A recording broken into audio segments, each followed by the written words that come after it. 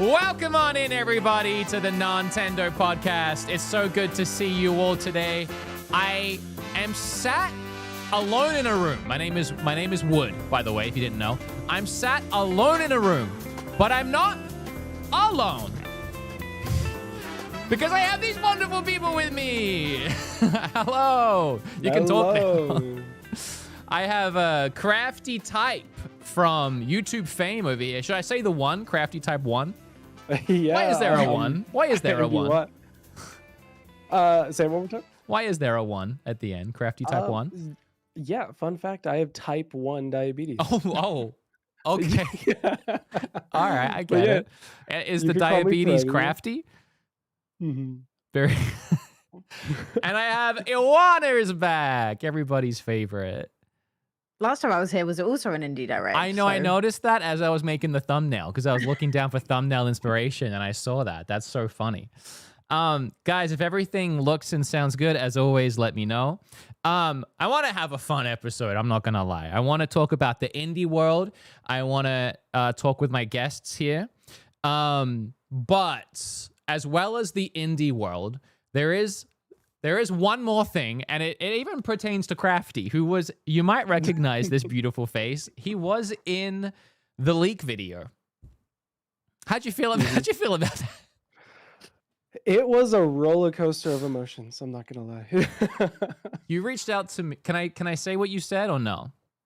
When you reached out to me? Go ahead. I mean, you reached out to me and said you really enjoyed the video, which I really, really appreciated because it was definitely a mixed bag from the creators. I want to stress too that all of the creators in the video were featured in a way where like they were wonderful. I called them wonderful at the end. I said we need more content like theirs, and that rumors and speculation and all of that stuff is more exciting and more interesting than anything else at the end of the day, and that I do the same stuff most of the time. So there was never any intention to spread any hate to any of those creators, which I think some people took the wrong way as more of like a gotcha moment when it wasn't really supposed to be at all. I'm curious how you took that. Yeah, I could definitely see how a lot of people took it as like oh yeah, I got you, I've caught all of you. Yeah. But like the way I took it is definitely as a learning experience for everyone involved, including you. Probably more me than anyone, but yeah. No, but like really after the reveal and watching the whole video, it was just kind of multiple things that required reflection. The spread of misinformation, how things got a little bit more out of hand. But yeah, I think for me specifically, it genuinely, I didn't see it as any sort of point out or attacky. Thank you. I appreciate that. I mean, I made specific sure to say that like, the creators are just, that's the same biases that I was trying to talk about. The creators were experiencing the same biases as anybody because we're all the same. It's just you're making the videos because you're the content creator that has a channel, 100%. Yeah. Well, thank you. I really appreciate it, and I look forward to getting to know you and talking about the direct with you today. And then Eeowna, it's just always a pleasure, and I really appreciate. I don't know if I want to say a running D for me in this case, but you've definitely been a gem, and man, I love you so much. I'm just here to defend the indie direct because I feel like everyone finishes these directs like, oh, there wasn't much, and I finish them like so excited. Yeah, I know. Well, it's actually one of the first podcast episodes, I think episode 4 of this actual podcast, and we're about to hit 150, was about the indie directs and how everyone is way too mean to them. And that, I love them. Yeah, I don't understand why there's always these insane expectations on an indie direct to be, a direct, like a full direct. Also, I have beef on the last direct, okay? Because for the partner showcase, right? Yeah. Everyone for years has been like, if there's ever a direct where there's not a farming sim, it will be the best direct ever. I have there was an entire direct without a single farming sim, and people still like went off on it and said it sucked. So farming sims aren't the problem. It's clearly you. I agree with you. Was that the partner direct that had no farming sims? Yeah, I think the scapegoat, is that the word? I think the target for that one was the campfire game, which is, by the way, a Switch 2 exclusive game. It's only on Switch 2, which I just don't really understand that one. I played it. Have you guys played the campfire game? I had so many bugs when I played it. If you picked up a log the same time someone else picks it up, it glitches your like tweezers, so you can't pick up any more logs. Oh my god, fantastic! Even if you like switch between like items. Yeah, you can change tools, whatever you want. Your like little tong things permanently don't work until you change level. Bingle and I played it on stream, and we spent $15 each. And yeah, I gotta be honest, we got maybe 20 minutes in, and we were thinking about other things to play. And I have no intention of it. You play the whole game. You pick up a log, you put it on the fire grow big. That's the game. That's the whole game. It gets harder each level. I played 3 levels. I committed.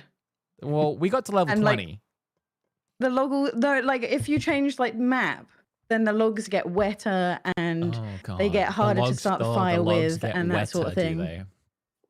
Yeah. So, honestly, it seemed like a VR chat style game where it's just like you're hanging out with people. I didn't realize there was an actual game to it. Yeah. Well, it's more of like a social experiment. Yeah. We love those. It's more of like a social experience. Yeah, you just sit with friends and the cameras are on. One of the few games that use cameras. Also, Bingle's in chat. He's not here today. I gave him the day off because well, it doesn't really matter, but I knew we would be talking about the leak a little bit again today. And that man does not need to be any more involved than he already was because it was all my fault. And also, I think he's busy. He's studying for something. I don't want to say what it is in case it's not public, but that man's trying to learn. So yeah, I do want to touch on. I guess I want to get the stuff about the leak out of the way first, and I want to touch on it a little bit with you, Crafty. But I also want to get your opinion on it too. Did you say you had a PhD, Eeowna? Yeah, I've got a PhD in chemistry. God, you're so smart. What are you doing streaming? Oh, this is way more fun. Yeah, it is way more fun. Well, I got someone else with a PhD. I got a psychologist with a PhD to weigh in on the video. Now, I want to stress that I've clearly been through a lot of emotions recently. Clearly been stressing. This isn't about anything other than when I made the video, I always wanted a psychologist to look it over. Actually, to begin with, I was thinking of having one look at it like in the video, but I didn't know how to reach out to psychologists. I didn't really know, like, the people that have been studying in the field for years, I'm going to have them look at like a silly little gaming league video. Like, it just didn't really seem, it seemed below anybody. But when the video came out, I had a lot of comments. Nintendo Prime specifically, who, by the way, Nintendo Prime and I are like besties now. Him specifically was like, it'd be really interesting to have a psychologist look it over. So I was like, all right, let me commit. So a day or two after I made the video, I started reaching out to psychologists to see what they thought of the video. And one replied. And they watched my video and they were very interested with giving a breakdown. So what this is it's more of having someone with an actual PhD in misinformation and psychology to see how I did, essentially. It's not, and it's not anything other than that. It's not some like, I know everyone's like, knows that I'm losing my mind and expecting apologies and everything. I've decided I'm just going to move on. This is I did the sit down with him. It was very interesting. It was very insightful. And he actually gave me a lot of information and us, because I'm going to share it with you, on how we can mitigate the spread of misinformation and how it actually happens. And I think if you were interested in the video, it's a really fantastic follow-up. My intention initially, it was like a 40-minute interview, was to work it into a part 2 video on my channel. But once I saw the reaction, I decided it was probably best to keep it more low-key, but I still wanted to share it with you guys. So, and by the way, I also asked both Eeowna and Crafty if they wanted to be here for this, or if they wanted me to call them after, and they both wanted to be here for this. And we're going to play the video. It's 15 minutes. I've done my best to edit in all of his concerns and queries, and everything about every element of the video was addressed. From why I did it and the reasoning and the biases, he reviewed those. The outcome I had with the leaks and rumors, we talked about that. And I asked him 5 or 6 key questions, and it's all pertaining to the video. And I think it's very interesting. So the psychologist himself to set it up, his name is Stephen Sloman. He has a PhD in cognitive psychology from Stanford University. He's been a professor of cognitive science at Brown University for over 30 years, and he now works at King's College in London near you, Eeowna. Oh. I don't know how close that is to you, actually. He was the editor-in-chief of the journal Cognition, one of the leading journals in the field of cognitive science. He was a co-author of this book right here, which I bought because it seems very interesting. The Knowledge Illusion, Why We Never Think Alone, which is a highly influential book about how people form beliefs, think in groups, and misunderstand their own knowledge. And he is an internationally cited expert in belief formation, reasoning and decision-making, cognitive bias, and misinformation and its spread. So I don't think I could have got a better person to look over this video. He knew that it was lighthearted and goofy, but at the same time, he appreciated how much I cared about the topic, and that's why he wanted to talk to me. And I'll be honest, he was honest. Like, I'm just a guy, I'm just a YouTuber. I made a video, and I even made the joke I got a PhD in Google. You know, I never thought I was like, I'm not smart, and I never thought I was really making something that would be studied throughout the ages, you know? I just tried to make a fun video. But in saying that, you know, he took a look at it seriously, and off the rip, when I start playing this, he automatically tells me 2 things I got wrong. But then as we go through, well, wrong is questionable, I think. But as we go through, he also likes a lot of what I said and a lot of the video too. So now that I've set all that up, we're going to check it out. Also, I linked his books down below for anybody that wants to check him out. That was this one thing. He was like, the only thing you have to do is share my books, and I don't care about being compensated. So he was awesome. So here we go. I'm going to play it, and you're there already. Everyone should be able to hear it. Early. So are you. So am I. 3 whole minutes early. Thanks for being early. Thanks for being here. I really appreciate it. I guess I'm curious, did you get a chance to watch the video or a portion of the video? Yes, I did. Okay. All right. Well, then my first question, I suppose, would be, what did you think of the video? And did anything stand out to you positively or negatively from a psychological point of view? Well, I thought you had great whiteboard skills. Oh, God. Okay. Clearly could be a professor. Yeah. You know, and no, I mean, obviously you've got great editing skills and you know how to make a video. And so thank you for saying that. That's that's a given, I guess. In terms of the psychology, I thought that you picked out some interesting effects, some interesting hypotheses. A couple of sort of more critical comments. One is that you distinguished information from misinformation in a way that I didn't really think made sense. Okay. Right? And so specifically, you know, we hear things as human beings, and whether they're true or not is not a fact about anything inside our skulls. Yeah. It's a fact about the world, right? So is our mental representation of what's going on in the world true or false is really a function of what's actually going on in the world. So I don't think there's any way to identify whether something is information or misinformation just by seeing how people react to it. Okay. Right? I understand that. We react exactly the same way because they're, as far as we know, they're just information.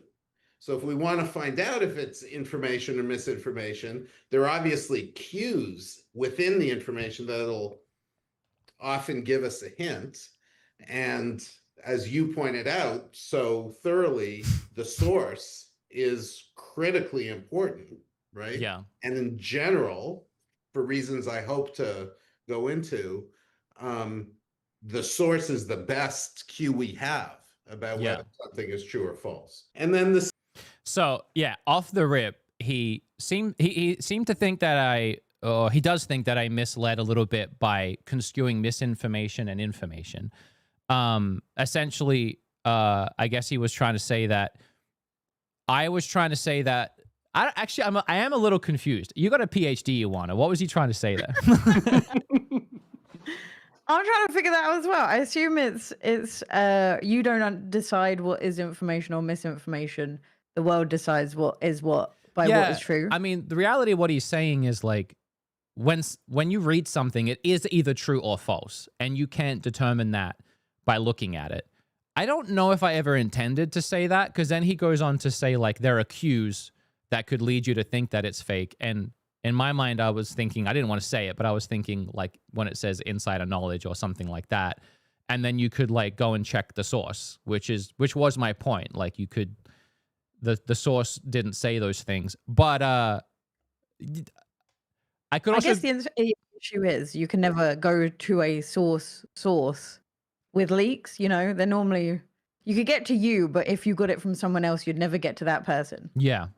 No, what he's saying is definitely true. I honestly, I gotta be honest, I've left it in because I left in everything he said that was negative and positive. I just tried to shorten it. That was the whole thing he said about that, and I am still a little confused by what he thinks I was trying to say. But if anyone felt like I was accusing them of looking at information and just assuming it one way or another, and that wasn't what they should have, I really don't know that one.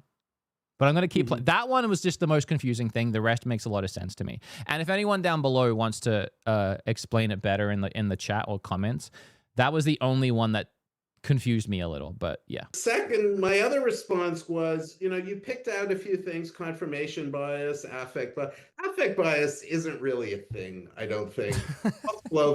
That's very clear. There's no arguing what he meant by that. Affect bias isn't a thing. Has made it out to be a thing. He does say someone made it out to be a thing, but he doesn't believe it's a thing. So I don't know if it is a thing and he just doesn't believe in it. But yeah, he didn't like affect bias, but he did like the other ones I picked out. But there are much deeper insights into how our emotional reactions guide our assessments of truth that, I don't think are really captured by the affect bias. And then what did you call it? The authority bias? I called it the authority bias. And then there was the illusory truth effect, where the illusory truth effect, that's a thing, right? I like that I started to explain it to him, and then I realized, oh, no, yeah. Like that's a fact, that you repeat information, people think it's more likely to be true. And you... Oops, sorry. That's been demonstrated in the lab many, many times. So yeah, again, he is an expert in confirmation bias. He kind of skipped by that one, and I hope it's because he thought that one was obvious. And then he said, yeah, authority bias and the illusory truth effect are definitely things and definitely played a part. And when he replied to my email, he also said, you were pretty close with the biases, but it's a small part of the picture and you kind of missed the forest through the trees, is what he said. So he does go on to explain more of how misinformation actually works, and it's not just biases. That first part still confuses me too, because he says illusory truth effect's definitely a thing, and the more you see something online, the more likely you are to believe that it's true. So I don't know how that plays into like the first part where he was saying you can't tell if something is true. Yeah, it's confusing. It doesn't matter. We'll keep playing. Unless you guys have thoughts, we'll keep playing. I mean, like, definitely the first part's a little confusing to me too. I'm but very the second confused by that part with the illusory truth bias, like with the amount of people that were reporting on it as well, the more that we talked about it, the more we generalized it. You even said in your video, we kind of just removed you away from it as well. The more we all just kind of like, it's gonna happen. So 100%. Yeah, and I definitely think there's elements to this video that you can observe and that you can glean from it. And that was one. We definitely saw the illusory truth effect in action. And it was actually really cool. The other ones he seemed more skeptical on, but for that one, and authority bias, those are the two that he was really like, you hit the nail on the head with authority bias. You kept nailing that home, and then illusory truth effect. So those were cool. If everyone, for example, that was involved in spreading this rumor of mine used the word rumor instead of leak, it would have helped mitigate any of the misinformation spread or confusion that I saw happen. Yeah, I think it probably would have. I mean, I don't think the mere fact that something is called a leak means that it's necessarily true, right? I think people That false makes stuff sense. all the time.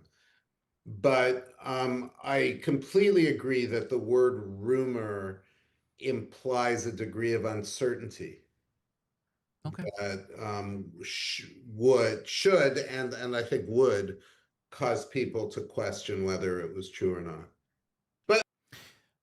So I appreciate that too, because that was, I did feel like when I got to the end of my video, I was like, what can I actually do here? Like, what can I glean? What answer can I give?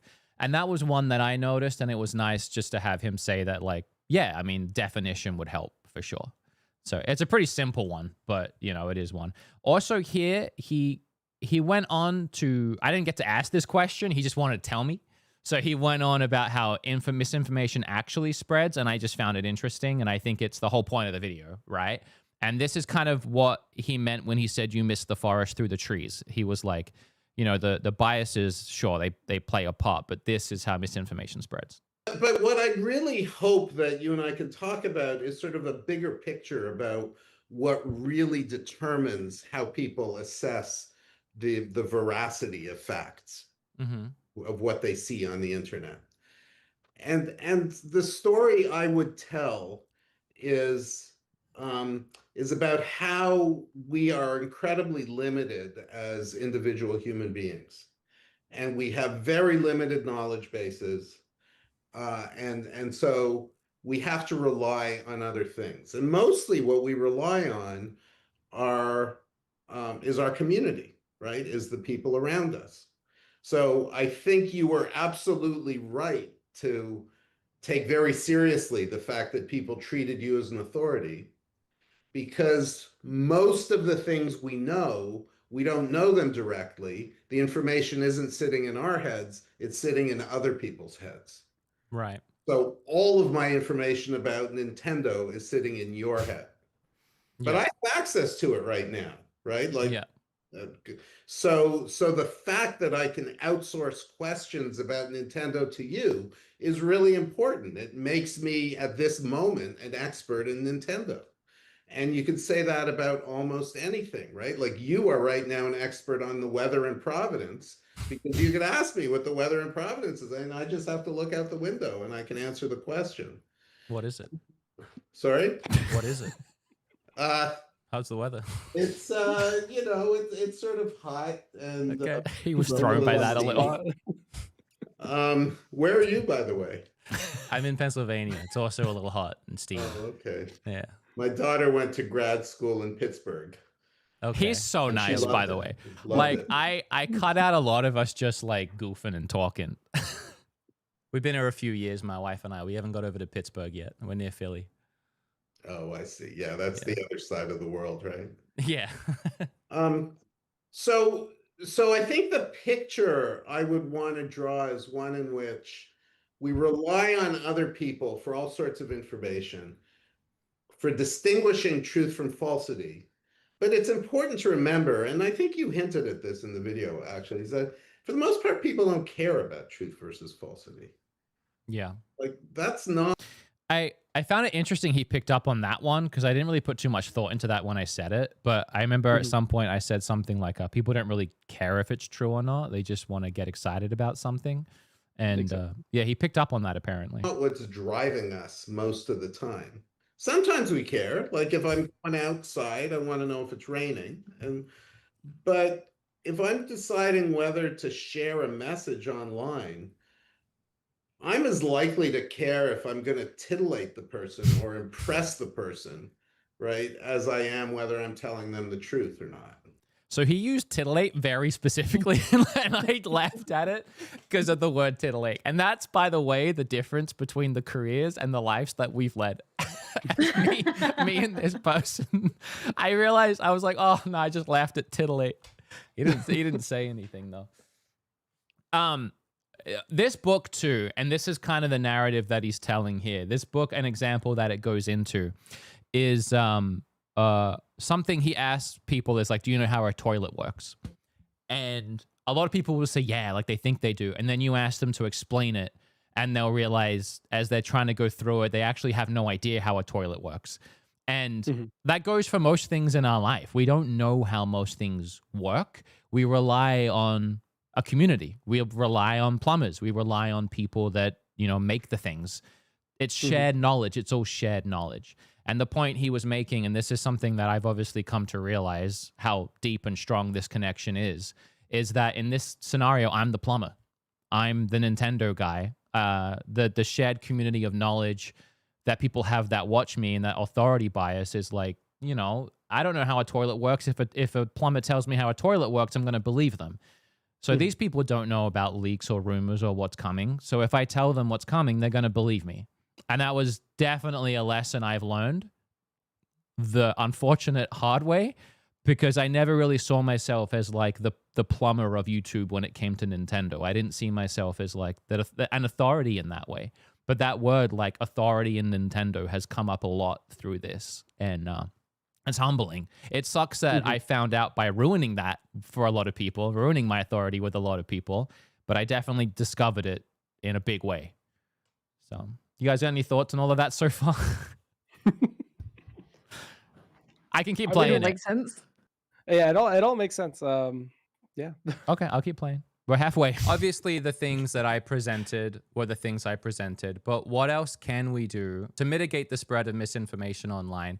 And is it possible, even in this world of gaming, to inoculate people against fake leaks in this case? So I'm going to pause that really quickly because someone in chat said plumbers actually are pretty clued into leaks. And I thought that was a fantastic comment.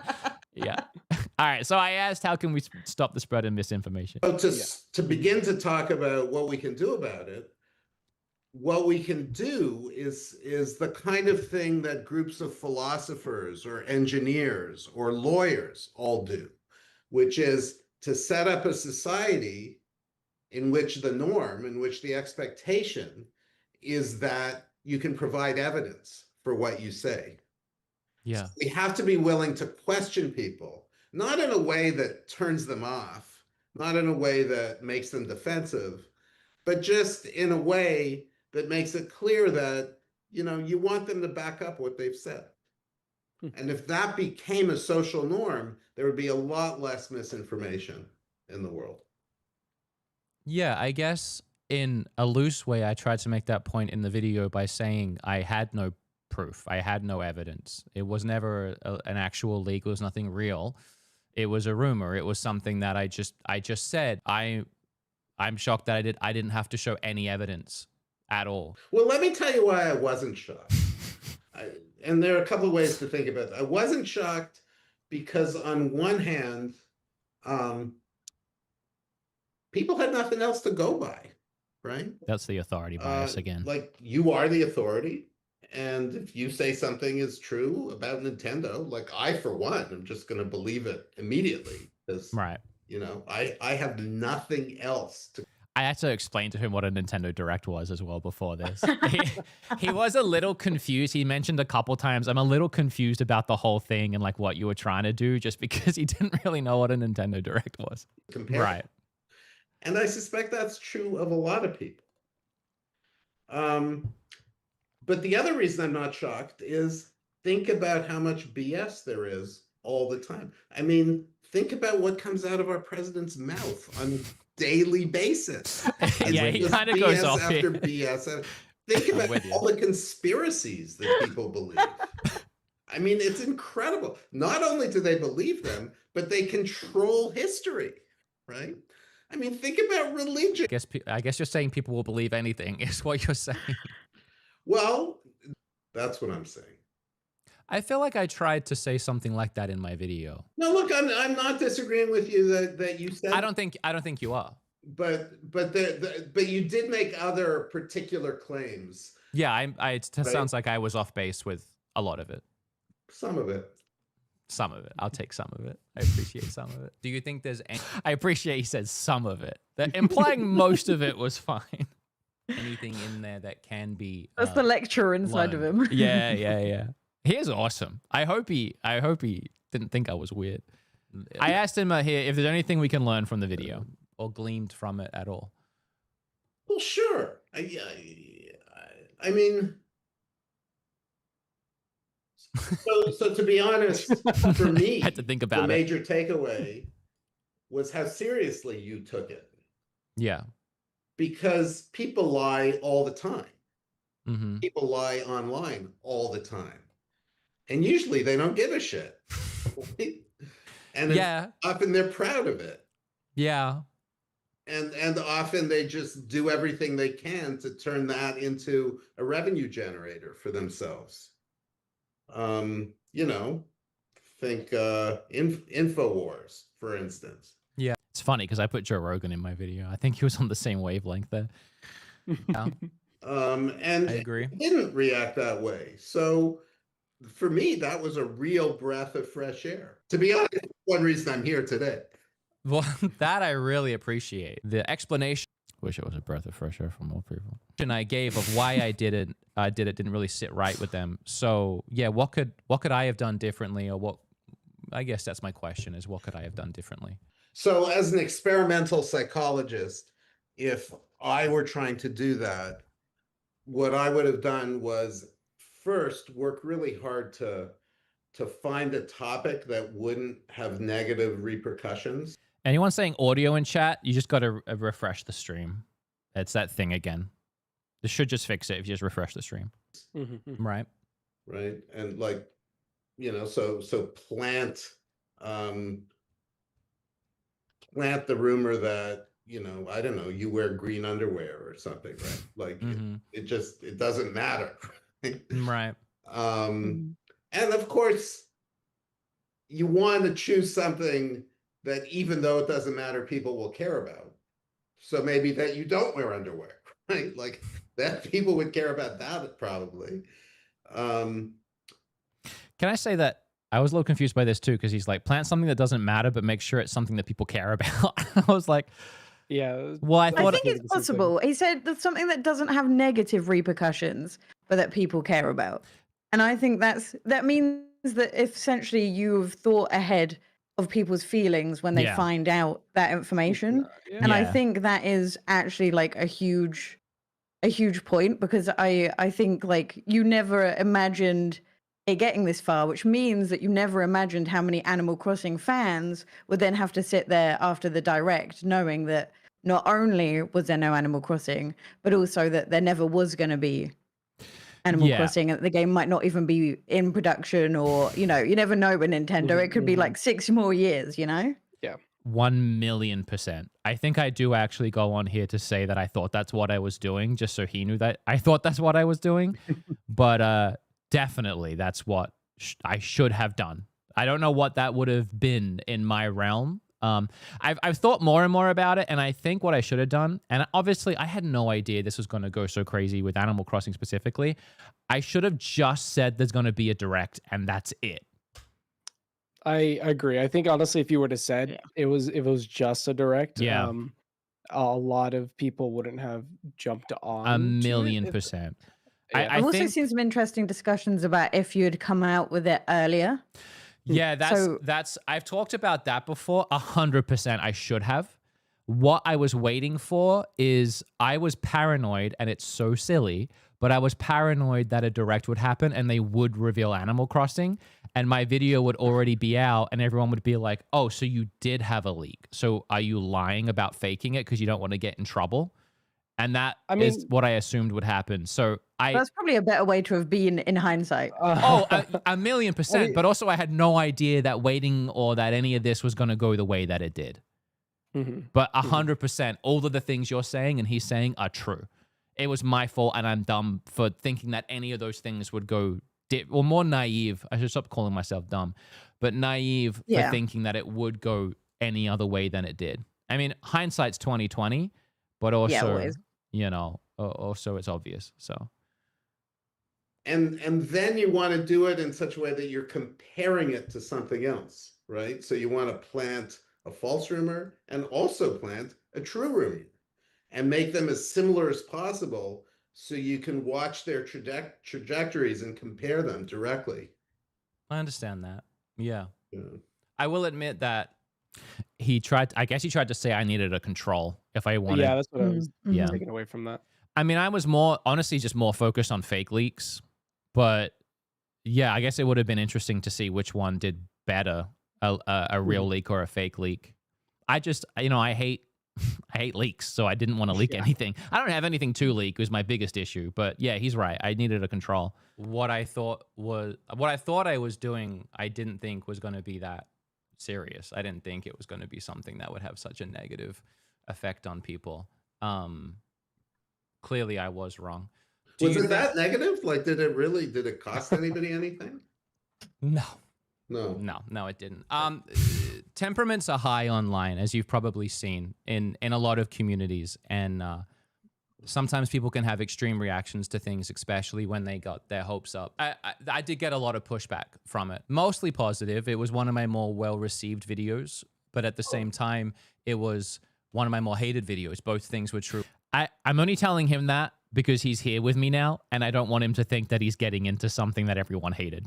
Just to clarify at the same time. Well, I feel you could develop your explanation about why you did it in a way that made more sense to people, right? I think if you could end the conversation with them saying, oh, okay, now I understand why you did it, then they would feel better about it, and as a result, you would feel better about it.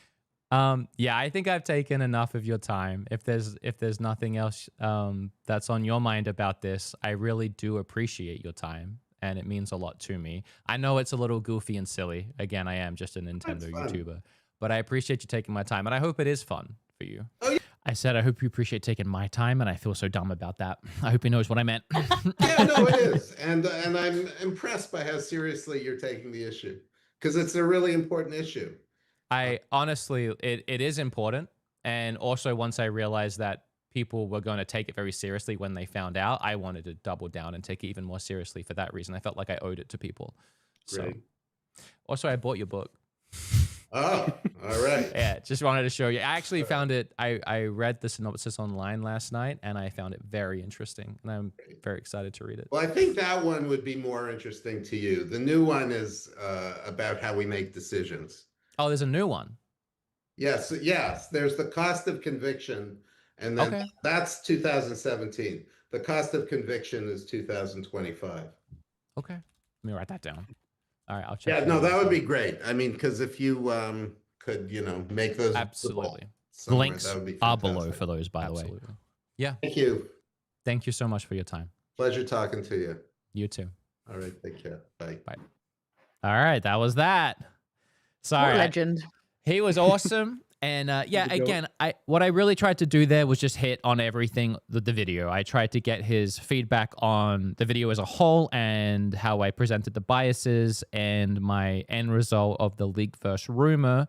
And in general, I got a lot of feedback that was like, what does this video actually do? Like, it was all for nothing kind of thing. And so I wanted to ask him if there was anything we could glean from it. And he said what he gleaned from it is that it was refreshing that I was honest about lying, but he also said that the 3 of the 4 biases I picked were on point, and that the rumor and leak thing is true. So I think there's stuff to glean there. And then on top of that, I wanted to better understand the spread of misinformation, which he gave us an insight into that in his eyes, in his research, and then also how to stop the spread of misinformation, which his main thing is really the only thing you can do is establish a community where when you're giving the information, you have to show evidence. And obviously, we're applying this to the world of gaming. So in my case, it would have been like showing a source, which I clearly didn't do. But if we're to put that into a more grand scope, and obviously he deals in more grand scopes, it would be, in his example, like the president, when he says anything, having to actually show proof or evidence of that thing while he's saying it, which obviously never does, and never feels the need to. But if he did, it would definitely help stop the spread of misinformation. Could you imagine if every time he said something, he had to prove it? It would be awesome. So, yeah, I don't know. There's the thing where a lot of people are like, so what did you actually achieve? I guess for me, it was... to be honest, I just wanted to make a cool, interesting video. But what I think I actually achieved was I spread awareness and I showed how leaks spread. at the detriment of myself. And maybe I had a couple answers, maybe I didn't, but ultimately it's an interesting thought piece, I think. And as interesting a thought piece as a dumb Nintendo YouTuber can do and will never do again. So, yeah, I appreciated his insights a lot. I don't know. What did you guys think? I think it was cool to see the differences between what a actual scientific approach would be versus how you went about it. Because obviously he's doing it from the perspective of like, you know, making a paper out of it afterwards. You've got to hit certain points for it to be valid. So I thought it was interesting when he was like, when you asked him what he would change for it to be seen as, you know, being noteworthy and that they could get something proper from it. I thought it was interesting to see the two differences in what things he would have to consider. Because I think the big difference between like academia and this, I think it probably comes down to consent. Because in academia, you have people who volunteer. They might not know exactly what they're going in for some of these tests, but at the end of the day, people chose to be a part of it. Yeah. And I guess that's probably the big difference between that and this is everyone who heard it, regardless whether it was you or not, became unwilling participants. Yeah, 100%. And that's what a lot of people, what some people said is that, you know, there was no consent, which honestly I didn't think about. And that's just one of the many things that I felt so guilty about and I apologized for in the video. I don't know how you would do an experiment like this while asking for consent. It just seems to be contradictory of each other, which is why it never crossed my mind, but also that doesn't make it okay. So yeah, that's another thing I've definitely realized. I've never done a social experiment before. I don't think many people have. Never will again. But yeah, what about you, Crafty? Any thoughts? It was definitely refreshing seeing like a take from not only someone with a PhD, but someone that was kind of outside of the Nintendo space. Honestly, I his takes, you know, I completely agree with them, except I would have to disagree on one. His take on rumors and leaks, how it would change if we titled everything as a rumor. Okay.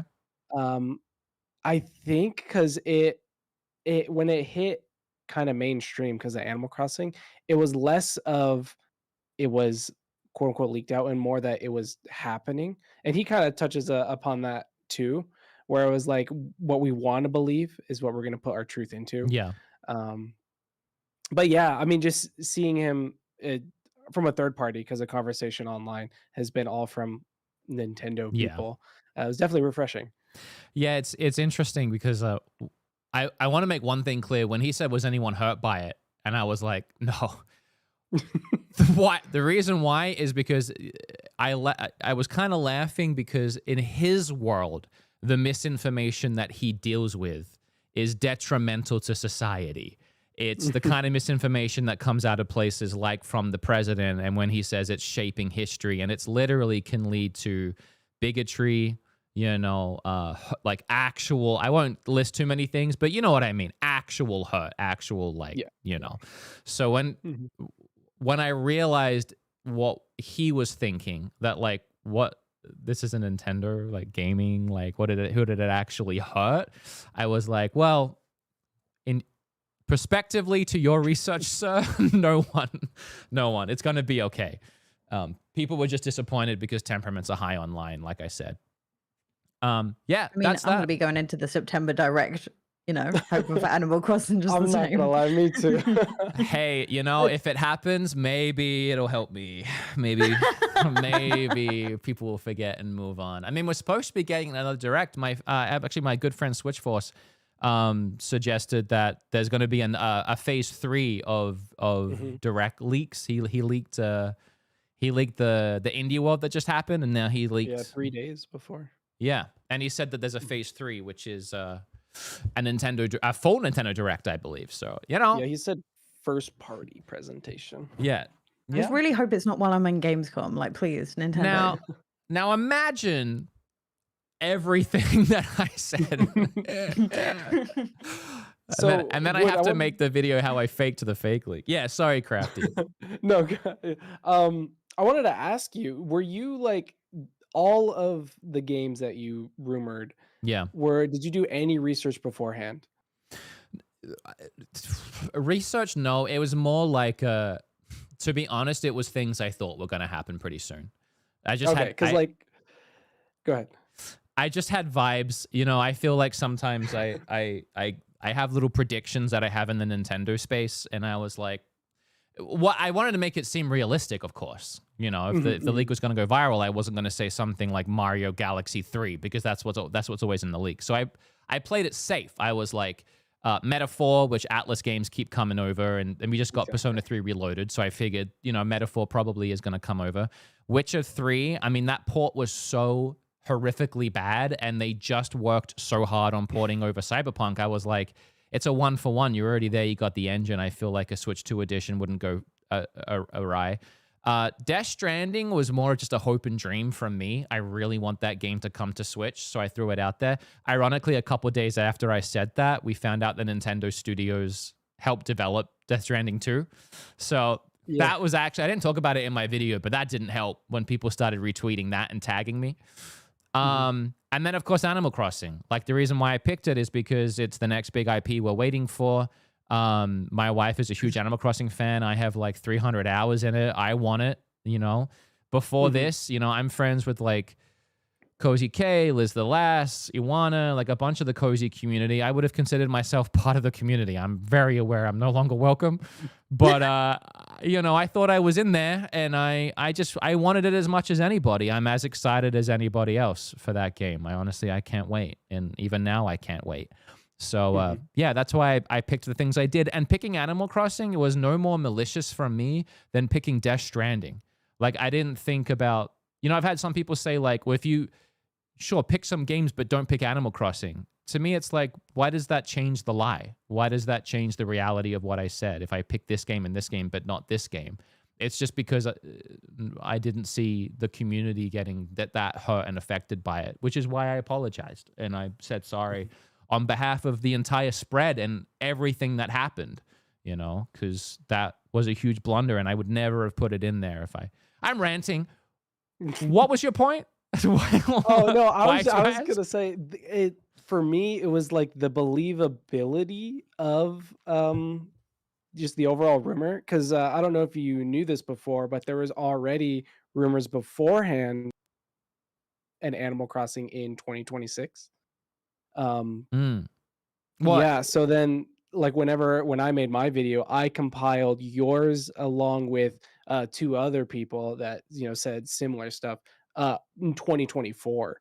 So no, there was no other like looking at what other people have said. I mean, I've heard a lot from even Kim. She's always coming to me and telling me that, like, she's like, she said it on the podcast. She said, I've heard that it's going to be in a city or something. She says it's going to be like a big city game. yeah, That's the big rumor.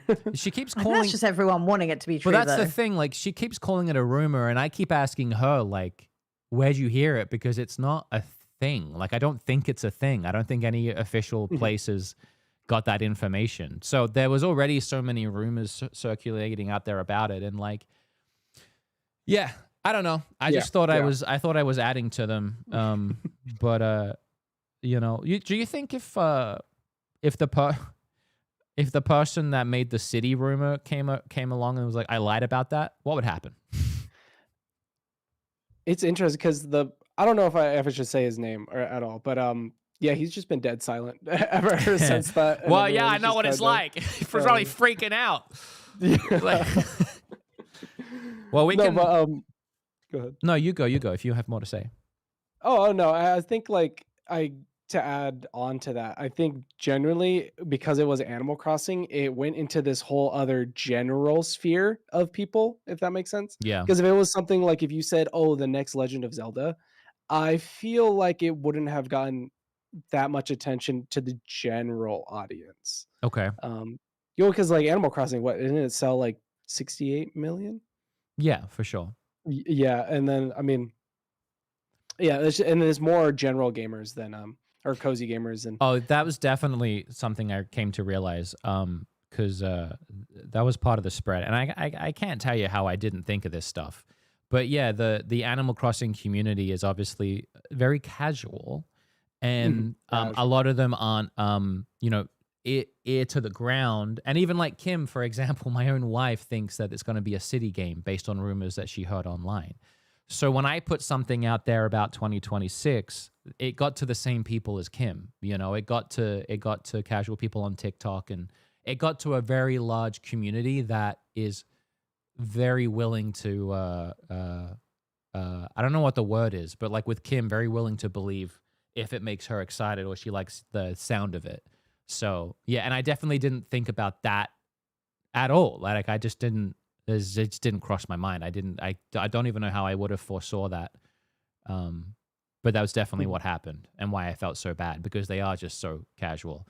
And so many people now have heard about this leak through a guy they've never heard before, and now they just know that it was a lie. And it's like, that was such a big blunder from me too, and I talked about this, but they don't, not that the video is supposed to fix anything, but they don't even get a video out of it. They don't get like a, you know, they're not in the community and they get a beat 'em ups video that they can watch and it all makes sense and maybe they find it interesting. They get quite literally nothing, which was the biggest blunder in the whole thing, is how viral it went online in general and Twitter, with hundreds of thousands of millions of people seeing the leak, and only 70,000 people saw my actual episode, and then only 150,000 have seen the video. So yes, like 90% of people online, if not more, 99 even, know me as the guy that lied. And that'll always be the case. They, you know, and if they hear like it was a social experiment, they're going to be like, F off. Like, I don't care. Like, what do you mean? Like, he's just lying. He's just saying that because he got caught, kind of thing. They think I got caught too. It's just like, you know, and that's just the blunder. My biggest blunder in all of it is hurting people, upsetting people, and doing it in the first place, which, you know, psychologist Stephen Sloman saw that I was regretful. So hopefully everyone else can too. But that's really, now that that's out there, and I felt like I owed it to Steven to play that, since we had that sit down and he did it out of the goodness of his heart, other than sharing the book. I want to stress that I'm done. Like, there's not much else to say. I've said what I've said, and today was not supposed to convince anyone any other way, and there is nothing that I can say to convince anyone any other way. I'm very proud of the video. I think the video has merit, but I shouldn't have done it the way that I did it, and I ultimately messed up, and I am sorry, but there's nothing that I can do. There's nothing I can do. I've done what I've done. So all I can do is to move forward and be the best I can be, and really understand and appreciate the authority that I have in this space. And hopefully, for a lot of people, I keep that authority, and we can move forward, hopefully, as things were. And that's it. Honestly, I never want to talk about it again. unless you guys have anything to say. No, I think I've covered everything. Yeah, I think that's pretty much it. I wanted to quickly clarify. I wasn't separating cozy gamers from normal gamers. I was trying to find the word casual. Yeah. No, I know exactly what you meant. You got to be careful what you say, though. Yeah. We're feisty. I know exactly as what we've you proven now. Oh, exactly. Yeah, you guys are rambunctious. I'll give you that. Passionate. At least now Nintendo knows there's a market. Exactly. If anything's to come out of that, they know they've seen that and gone, okay, the people want it. Look, here's the thing. It's sold 50 million. It's coming. Like, we're getting another Animal Crossing. Like, I didn't cancel it. Like, you know, I didn't announce it and then cancel it. It is coming. You did not change their plans. No, whatever is going to happen is going to happen the way it was going to happen, and I think it'll be next year. Ben from Crossing Channel seems to think no later than 2027. And what I've learned from being in a community of people and gleaming knowledge from people that know better than me, he is my professor in Animal Crossing. He knows more than I do. So if he's saying by 2027, that's what I'm choosing to believe and to listen to, because he is my Animal Crossing plumber, and that's what I believe now. And if it doesn't happen, no, that was a joke. That was a joke. I take it back. Stop. All right, what do you guys? You want to look at the indie world or what? Yeah. All right, let's do it. Let's get it. Woke up at 7 a.m. I woke up at midday. I was awake because of baby at like 6 or 7, and I watched this with Kim on my phone while we ate breakfast.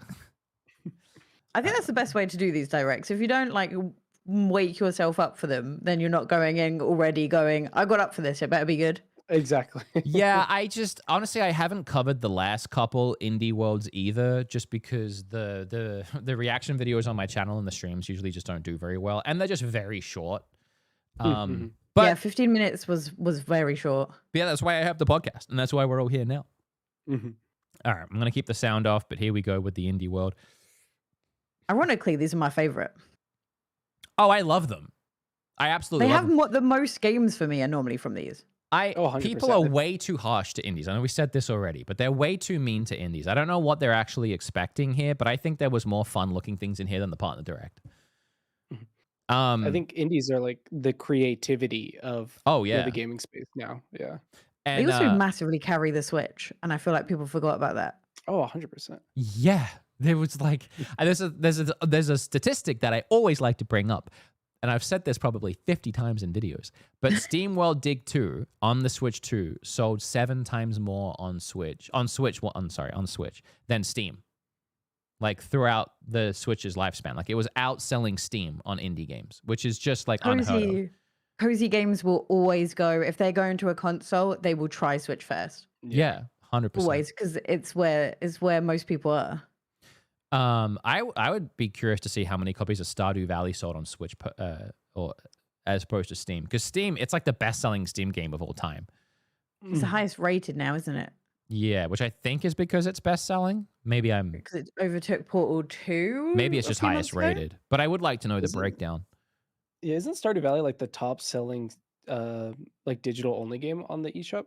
I would believe it. Every time you go to bestsellers, Stardew Valley is always Is there on- in yeah. like that top Mhm. 10. Anyway, Mina is first, and also Mina tweeted at Bob earlier today that it's going to be 120 frames, which is really cool. Oh, Yeah. Oh, really? It's going to be the second confirmed 120 frame game Yeah, I was about to other say. than Welcome Tour. And Mina is, of course, we actually had Celia from Yacht Club Games on the podcast a few weeks back. This is their game, Mina. And it's like, I forget what she said. Castlevania meets Elden Ring, meets Dark Souls, meets Zelda like originals. top-down Zelda. Yeah. Yeah. Really cool looking. So yeah, it started with Mina. Honestly, really good opener. I think. Oh, if they yeah, were to open with a fantastic. game, it'd be Yeah. that one. Then went into Well Dweller, which looks like a Metroidvania with Mhm. pretty cute art where you're like a bird. yeah. I love the art style. Yeah, I love the little mouse rat guy. He's very cute. Very cute. Oh, and then this like crazy thing. I think I skipped it. Oh no, what have I Yeah, done? like these next two games are kind of like pseudo horror esque. That- Oh my Ugh. god, cozy horror is on the rise, and I'm so here for it. I was so surprised. I was like, dang. That thing's hideous in the Yeah. best Yeah. best way. That's Well Dweller. I was a little disappointed with how many things were 2026, specifically Content Warning, which is a really cool game I played on Steam like 6 months ago, and I was like, oh, it's on Switch, and we're gonna get there, but I figured it'd be like a later today, but it was 2026. I think it's like a Switch 2 dev kit situation because I'm pretty sure they're utilizing the mouse functionality for the Switch 2. Oh, that would make Because sense. it's the only game I believe that's coming out for the Switch 2 that was announced in this presentation. Oh, As in really? just the Switch 2. Am I? It's Switch 1 and Switch 2, I believe. That's the only one I Yeah. remember them saying it now you mention it. Yeah. I think there wasn't any other game, which I was kind of shocked. I said this after the partner direct, but I feel like to Nintendo's detriment, they didn't send out dev kits to most developers. They were very restrictive on it. They only sent were. it out to some like really big publishing partners.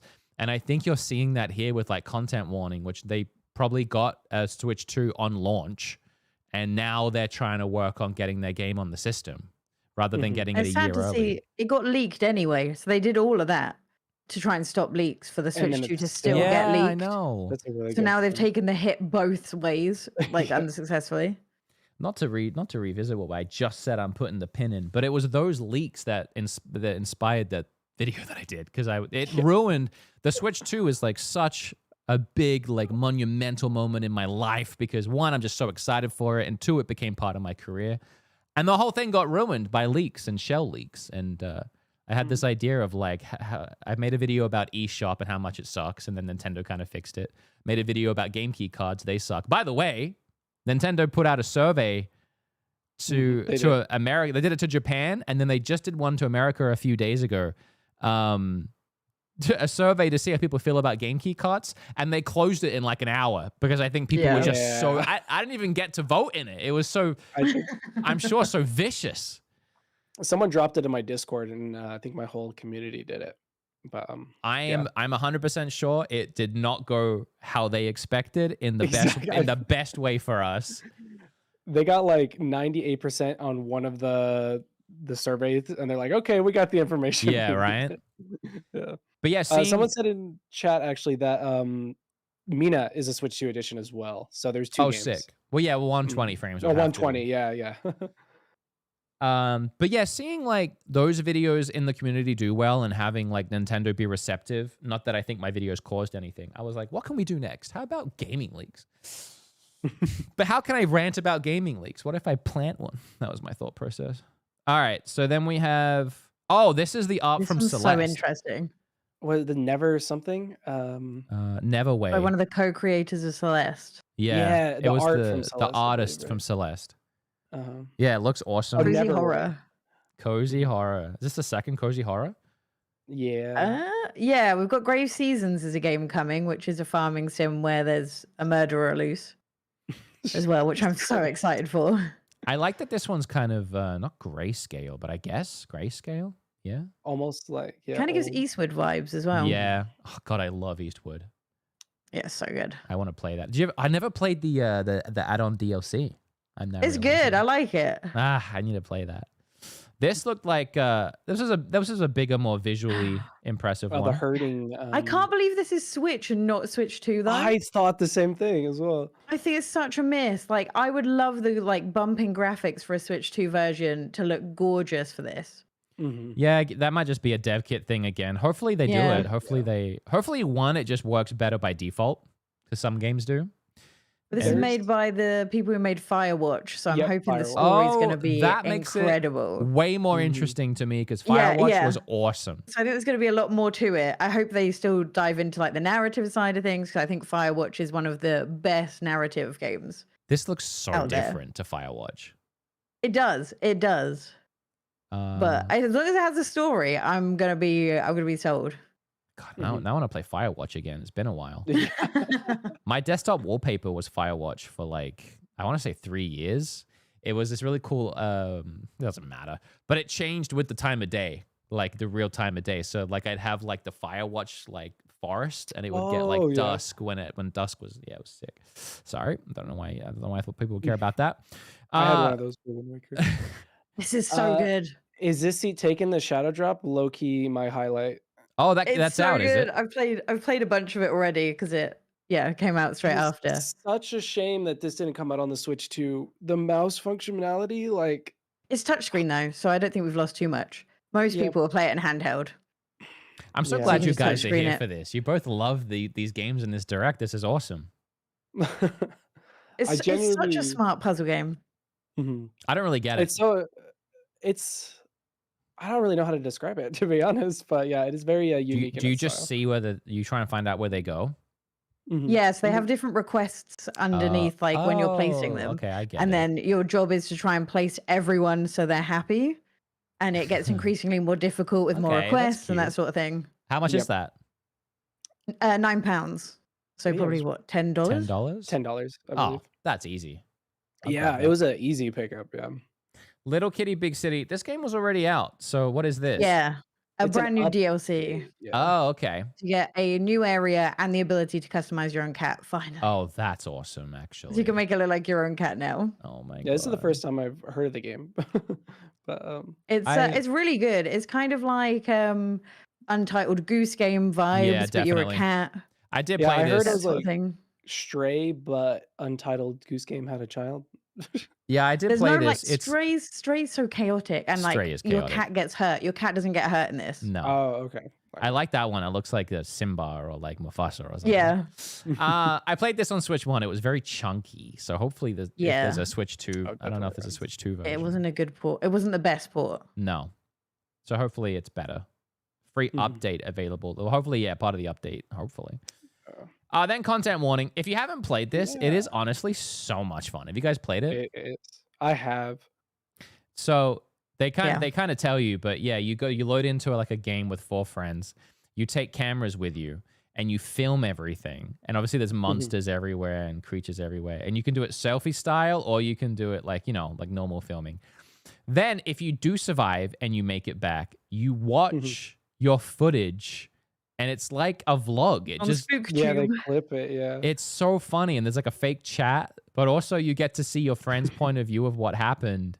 And you just try and film things and make it funny. And it's so inherently funny on its own. It's so good. It's a very fun game loop because your goal is to get views, and the way to get views is going into like dangerous situations. Yeah. So yeah. For me, I think this gives me hope. Have you tried Peak yet? That made by the same people. Peak is so good. Yeah. Well, similar people, Aggro Crab and Landfall. So I'm hoping that gets ported to Switch too. I think that'd be great. Proximity chat on Switch 2 is pretty cool though. Yeah. They need to be a little quicker though, because like Peak is hot now. Content warning isn't that hot anymore, and it's coming out next year. They need to just be a little, I don't know how to do it, but they got to be a little bit more snappy, I think. Unless it comes with alongside DLC or something, so that it kind of reinvigorates. I couldn't imagine anyone streaming this on Twitch and going, "Hey, I'm streaming it on my Switch too." I know, because it's just so late. Hear me out. Game chat, but the circle webcam is the face. I thought of that. I thought of that. Yes, because the game chat's already a circle, and their faces are a circle, and you're filming everything. Yeah, they absolutely. I thought that they absolutely need to do faces on the circles there of your friends. Why wouldn't they? Yeah, I'd be surprised if they don't, because they have it's a Switch 2 releasing on Switch 1 and in Switch 2. And think about like when you're watching it back and like you're doing selfie style and then like you scream. Because you scream in that game. It's going to be recorded. They have to. If they don't do that, that's the biggest blunder. That's a bigger blunder than what I did. Can we agree? Not have to. I could agree. Yes. No, don't do that. You'll get yourself in trouble. This one. 10 out of 10 intro. This one, it is. It interests me because I got addicted to both Vampire Survivors and Loop Hero when they came out. And he said this game is a mix of those and a game like Hold Down, which I've never heard of before. But one thing I wanted to say with this game, it's coming out on the Switch 1 and Switch 2, different release dates, right? Oh, really? That doesn't make any sense. Yeah, it's like a dev kit situation, I'm pretty sure. Yeah, that's this annoying. was one I was like, didn't sound like my sort of thing, and then I saw it, and I was like, hold on, this looks so satisfying. Oh, exactly. Let me tell you, there is a weird genre of game like Vampire Survivors and like Loop Hero that if you go and look up gameplay of it right now, you won't understand why people like it. Like it doesn't look good. The second you play it, you won't stop for literally hours, and you'll be thinking about it at night. Like it's bizarre. Thing on screen, big number go up. Yeah, and I'm definitely gonna try this. I agree with you. I look at this gameplay and I'm like, I don't know. It doesn't look like the games I like, but I know if I start playing it, it's gonna be weirdly just like itching that certain part of the brain. Looks like a bullet. It depends how the sound effects are as well. If they do great things for my brain, I think it'll be great. Then there's Ultimate Sheep Raccoon, which is the sequel to Ultimate Chicken Horse. I never played Ultimate Chicken Horse, but people in my chat were saying it's fantastic. So. Yeah, was this a game that was announced, or like this isn't the first version of this game? No, there was a game called Ultimate Chicken Horse, and this one's Ultimate Sheep Raccoon, and it looks like they've added 8 players. I'm sure it was 4 before, and cross-play. And I played it. I think I reviewed it in an eShop video a very long time ago. And yeah, I mean, you're looking at it like that's the game. It is fun. It's like just dumb, stupid fun, but it's fun. Yeah, few people in my chat were like really excited for it, and I was a little surprised. Yeah, it's another one of those that like in a different way that it kind of looks like, oh, really? Like it reminds me, oh God, I don't know why I'm going off on these weird tangents. There is a game I used to play in elementary school when I was like 9, where you would like take little clip art. It was a software game that you take little like pictures and clip arts of like rope or like candles, and you could like string things together and put the candle under it, and then it would burn through the rope and snap, and then like a pulley lever will go down. Then it was like I don't think it was called kids pics or something. I don't know. This has always reminded me of that in style and execution. It's so weirdly nostalgic for me. Also a little bit like Line Rider. It reminded me a lot of Angry Birds for some reason, but Okay. there's probably no correlation. I don't see it, but Yeah, whatever. I don't You, know. I I'm had a never weird crazy. one too, so I won't hold it against you. The first thing I said to Kim when these three popped up on the screen was, I love her hair. I love that they can just do that. Just on one side and then long on the other. It's so cool. This one seems so interesting. This whole Yeah. concept. Oh yeah. It's like an underwater shooter fighting type game. The Zora simulator. Yeah. That's what I was thinking when I saw it. It's so weird that, like, if this game was in the sky, I would probably think it's really cool, but I've always just hated underwater stuff, like underwater games, and like, I don't know. I think it's just Zelda has ruined it for me. Yeah, I was gonna say it goes underwater temple vibes, Yeah, you know. probably. Exactly. No, even like Endless What is this? Ocean. Like, I tried to get into it, but I think like the sky seems so freeing, and then like underwater just seems so constricted, even though they're basically the same movement basically, yeah. I do think Definitely. the sky's always prettier than under the water though, because it's always so dark underwater. style. It's also the last game technically because they did a sizzle reel and then just ended. Yeah, I was a little surprised. Yeah, there was no. To be fair, up until this point, I was like, it's a good direct. For me, the reel sold me. The reel has some cool stuff in it. It just would have been nice to end. And I don't even want to say Silk Song because, like, and I hate to pick something because it's so much pressure on like a game, an indie publisher to like appear. But like, imagine if it ended with Haunted Chocolatier. Like, it just would. Oh my god! I was saying the same thing. It just would have. No one would have complained. That's all I'm saying. He needs to just leave Concerned Ape. Leave Stardew alone for a bit. Go get the Haunted Chocolatier going, okay? We can survive. I would have made a YouTube video about the indie world if Haunted Chocolatier was there. I think Haunted Chocolatier would have overshadowed everything. But I said like there was like 3 games I think could have been the final. A Balatro update I feel like would have been that would have been cool. That or a Witchbrook, and we didn't see any of those. Oh my god, how have we not got Witchbrook date yet? I was so surprised.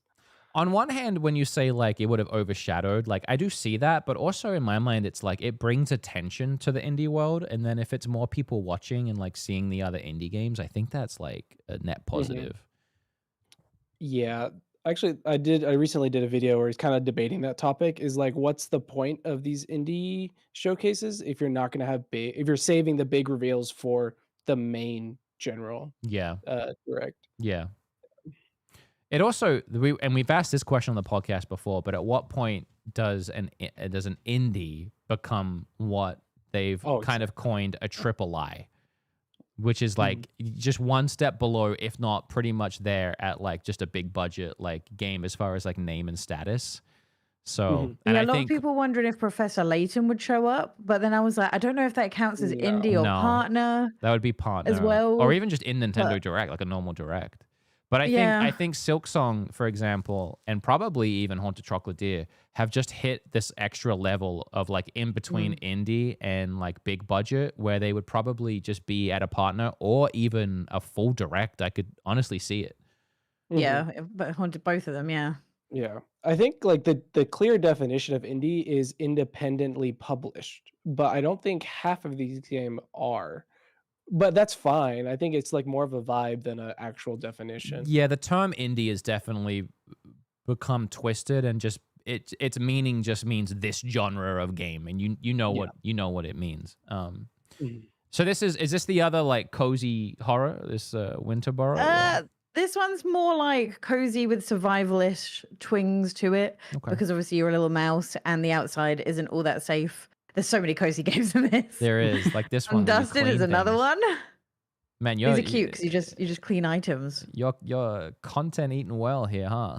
Yeah, Tiny Bookshop. We did not know this was coming to the Nintendo Switch. This was their first announcement that not only it was coming to the Switch, but it was coming out today. Oh, this is one of the most highly anticipated cozy games. I've been talking about it for so long, and I was willing to beg for it when I saw the dev at Gamescom. Like I was going to get on my hands and knees and be like, give it to us on the Switch. And it not only did it come, it's flawless. It's really good. I can see what you mean by this being just the event for you, the direct for you, the presentation for Yeah, you. because it was like, okay, we got this seat taken, the cozy horror game, one other cozy game, and then it was just cozy to end us off.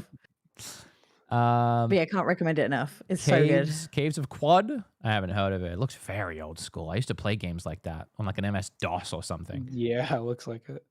Strange Oh, Antiquities. Yes, the sequel to Strange Horticulture, if you've played that. Nope. So a lot of people were excited for this one. And then this I've never heard of before. This is my first time. I think I have That's heard of this it. that's game. coming out for Switch 2 as well. Oh, Yeah. yeah. I think I have heard I of thought- Opus. I don't know why though. The moment I saw this, I'm like, that made an impression. I'm surprised. Like, I'm surprised almost all these games in the sizzle reel didn't get, 30 seconds like the other games did. I mean, Some of especially them are quite big as well. Like yeah, especially when it's the like first time. like visually this one is more like it's not sprite work, right? It's like different. It's like it's I think the variety of showing more of this one might have been good. It says Yeah. gameplay footage of a Switch 2 version actually at the bottom there. Yeah, immediately I was like, oh, what's this? Because I don't know, something about the shading, the lighting, it looks a lot different than the games that we saw. And then straight to Go-Go Go-Go Town. Town's great. It's great. We knew this was coming to the Switch because it was part of the Kickstarter, but it is good to see it out in the wild. So many people were excited for this one. Yeah, UFO 50, yeah. made by the Spelunky team. Spelunky 1 and 2. UFO 50. It's 50 games, right? It's 50 different games in one. From my understanding, it's basically they recreated 50 games, and it's kind of like they're launching a console, so it has like its own library of games. It's I watched my friend Bob play some of them. I think like every game is like fun is the whole thing. Like people actually like every game in there. Like it's like a packed full with good games. Yeah. Yeah, and then that's it. That was the sizzle reel, and they ended. Honestly, they should have just put Meaner at the end. Why wasn't the campfire game in this? I think they needed Why a was game that for in Switch the partner 2. one? Yeah, they might have needed a Switch 2 game. And then the Like cameras probably did it. But yeah, I think it should have been in here. The campfire one could have ended this, honestly, just because it uses the cameras. Yeah. Or if they were to keep it the way it was, maybe just put Meaner at the end and have Meaner be a one more thing, or just not. You don't have to say one more thing, but just end with something cool. End with something cool. It felt weird to end with a reel. Exactly. Yeah. Yeah. Especially because they've built up this expectation that there's a reel and then there's one more thing. Mm-hmm. All right. So, I mean, do you think we're gonna get more indie game, or I guess like the bigger indie games shown off in like a general direct, aka like Witchbrook? They're leaving so much. Like the rest of the year is like question mark, question. Like we know what's coming, we just don't know when. Yeah, I mean, I don't know if like every game, especially every indie is going to make it into a presentation of some kind. But if like Witchbrook is a bit, I don't know much about Witchbrook, but if you think it's a big one, people are really anticipating, then it's the last thing we have. Is there a release date for it? So we waited 11 years for this. Yeah. Oh, what is it? 11 I've years never heard since of it. Witchbrook got announced. Actually, I have It heard of is it, but I don't know what it is. It's like a pixel art witch life sim where you go to school and you live in a witchy little town. Hasn't this been in directs before? I've seen this before. Yes, it was in the main direct, the main Nintendo Switch 2 direct. Well, so then, that's why yeah, we think it's maybe- going to be in a big Switch direct. Yeah. That's why I was so surprised it wasn't here to begin with, was because it was shown off before. And then chat actually pointed out Hades 2 as well. Like that's technically an indie and was not shown off. Well, the Witchbrook I'm seeing but by Google, it says release in winter 2025. Honestly, that could still be January, February. So there is probably 2 more directs by then minimum. So they could be waiting on that one. I mean, that's even assuming that it's a long schedule. But yeah, I mean, you could definitely see it at the next direct, sure. And then what was the other one? Hades 2. Hades I got 2, its final yeah. patch. It's about to leave early access, so it's like Oh. I don't timed know why they console didn't show that here. exclusive. It doesn't say the date though. Well, yeah, we don't have a release date for the full game yet. I know on Steam, they're cleaning up development. That was one that when I went to the Nintendo Experience, that was one of the ones on the floor that you could play. Yeah, So I that's think why it's everyone. I think it's definitely been taken very seriously by Nintendo. I think it also sold very well on Switch. The first Oh, I think one. that's why it sold well, because it was on the Switch. Yeah. Fairly popular there. Yeah. Yeah, I think it's like because a lot of people in my chat were saying like, oh, they're saving it for the general direct. But then again, it kind of brings to that conversation. Then why really have an indie direct or indie world? Maybe it's Well, because for the all next the direct other is going to be things. so Switch 2 focused. They're kind of getting all the Switch stuff out like in the earlier stuff because this was almost exclusively Switch. There was the I'm occasion. Yeah. I'm expecting if we do get a direct next week or whatever, I'm expecting it to be huge. I mean, as Eeowna said, they've got out the indies out the way. They got the partner stuff out of the way.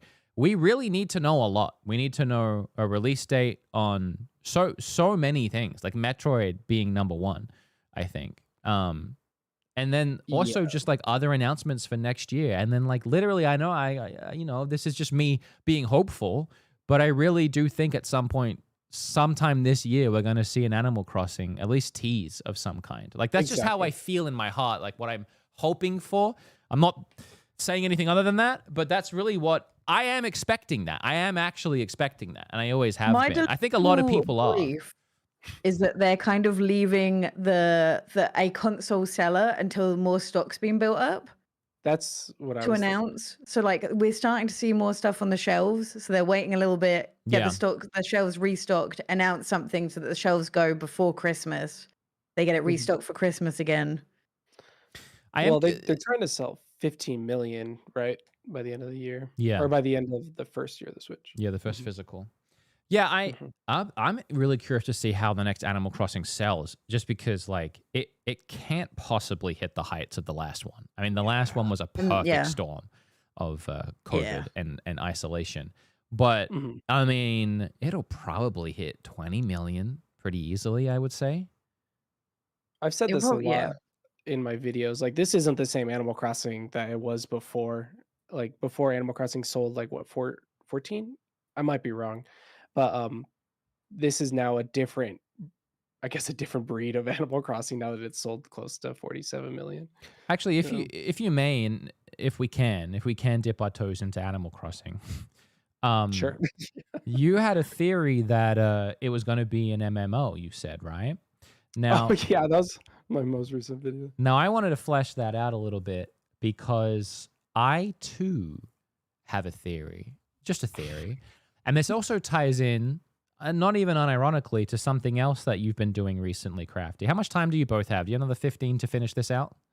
Yeah. Okay. So Crafty, you are crafty, and you got in to the Nintendo Switch online play test beta thing, and you've been playing that game for a second round. I've been on my Discord server playing Mario Kart. So you've sent me a ton. You've done nothing.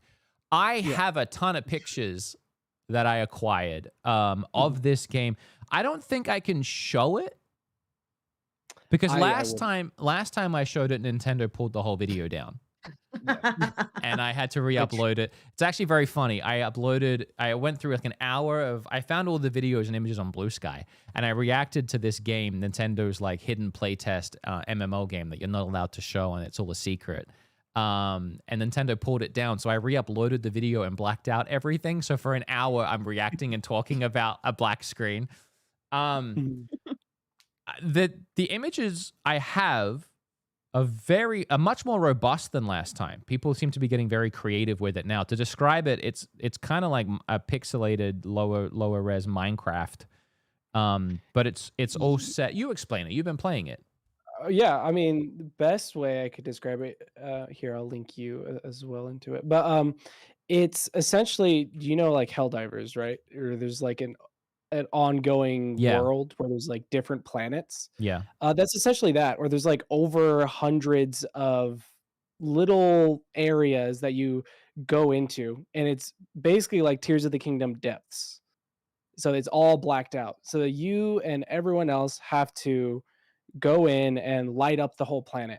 And then your goal as a community is to, of course, light up the entire planet. And work together. And then after those planets, these areas are lit up, you could then do whatever you want. You could build, you could, make community-driven stuff. Now, hear me out here. And I've said this before on the podcast, and it might be what you've echoed. This MMO thing that Nintendo are testing, they have said it's not a game that they plan on actually like doing anything with, right? So I mean, they haven't said anything, but like my original running theory that this was like a test for Animal Crossing. I think that's what you're alluding to. That's what I'm getting to. Yeah. But playing it, there's a lot like they have over like 100 unique tracks, like just genuine Splatoon style Yeah. music tracks. And I'm like, you can't do that for a test, if that makes sense. Yeah, I guess. It's just for me it's so hidden and so secretive and they're not letting anybody see it. It just feels like something they don't intend people to see eventually. It's just something that what I think is happening here. I'll give you my theory. Yeah, I go ahead. think that this is a stress test, obviously, to see if Nintendo can handle hundreds of people on a server at any given time. 100%. What this game is at its core is a globe in which these hundreds of players load into and build things. So in specific areas that are theirs, you can't build in other people's areas.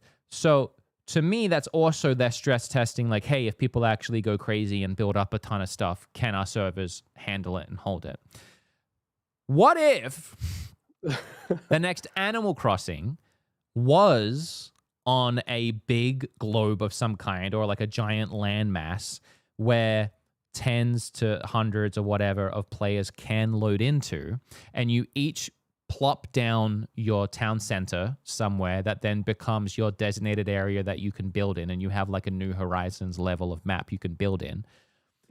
And it's kind of like New Horizons, except you also get a car and you can leave your town and you can drive to the neighbor's town and you can go and see what they're building or what's happening in their city. Or you can go and then, so maybe it's all online, or maybe you can just build with your friends, or you can get into friend lobbies or friend servers.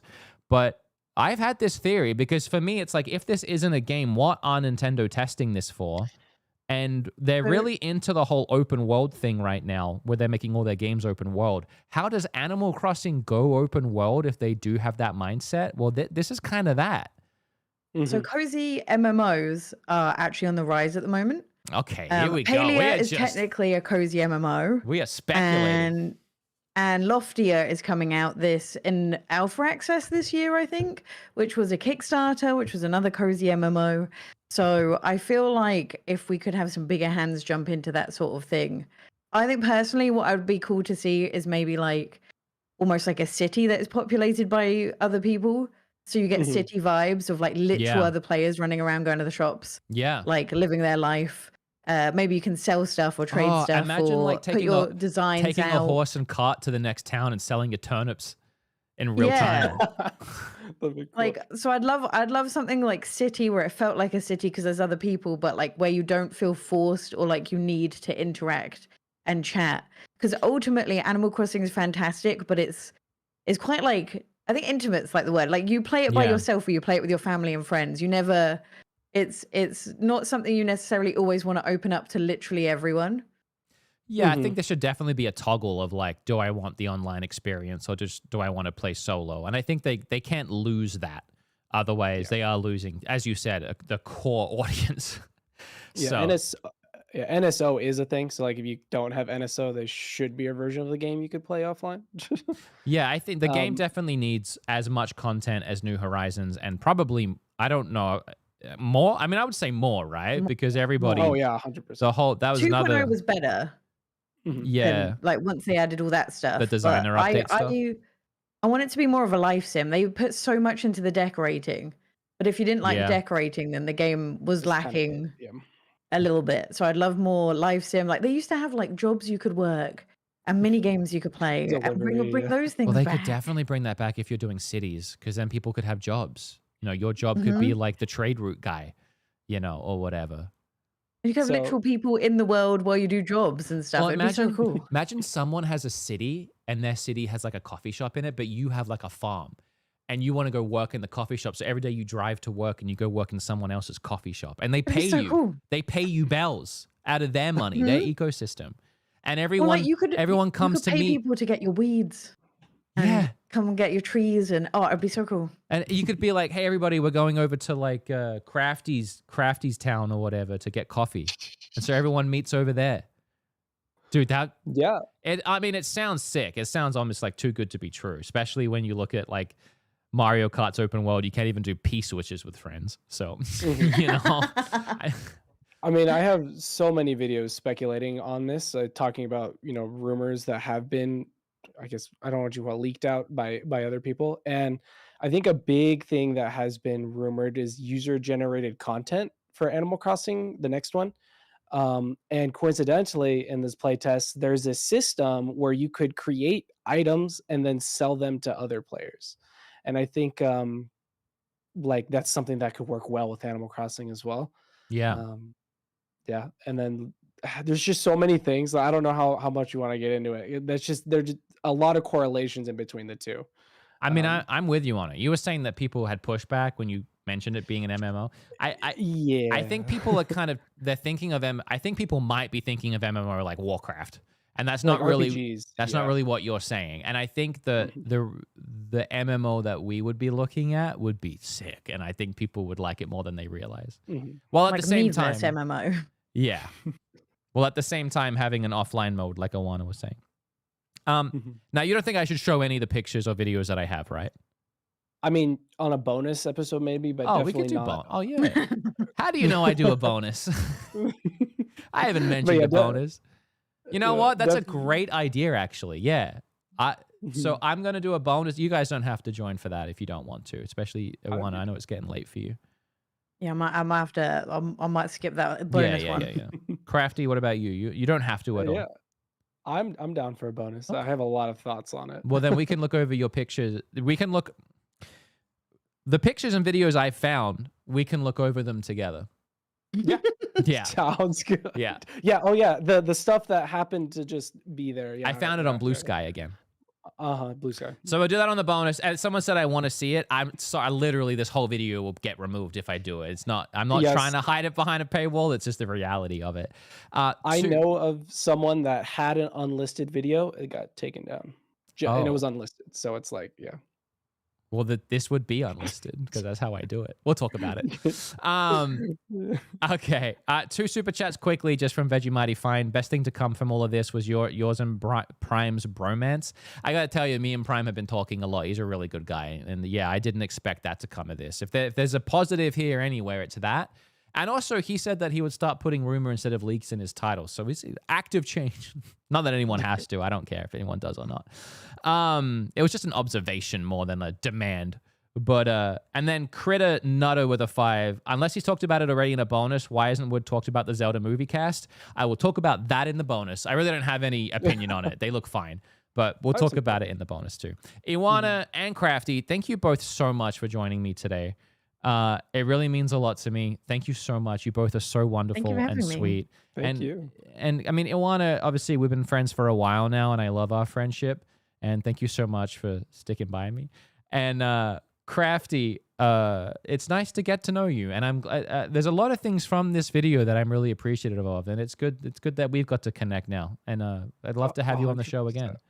Yeah, thank you for having me on. Yeah. Okay. I'm gonna get out of here. Do you guys have anything to say? No, not really. Nothing really. I making mean, sure. if you want to see more Animal Crossing speculation content, Craftytype1. Yeah, well, yeah, definitely. I mean, that goes without saying. Both the channels of the people here are linked down below in the description, as well as Dr. Stephen Sloman's books. But yeah, go down and check out both of their wonderful channels if you want cozy content or if you want to stay up to date with all the leaks and rumors from Crafty and everything else he creates. So. There's a video about me on the channel I saw. I'm too scared to watch it. I have no idea what you said. I'm too scared. I can't. My anxiety won't let me. Okay, good. All right, everybody. I'll see everybody else in the bonus. If you enjoyed this episode, like it, leave a comment, and rate it 5 stars or whatever. And that's it. I'll see you guys next week. Thank you so much. Bye. Bye.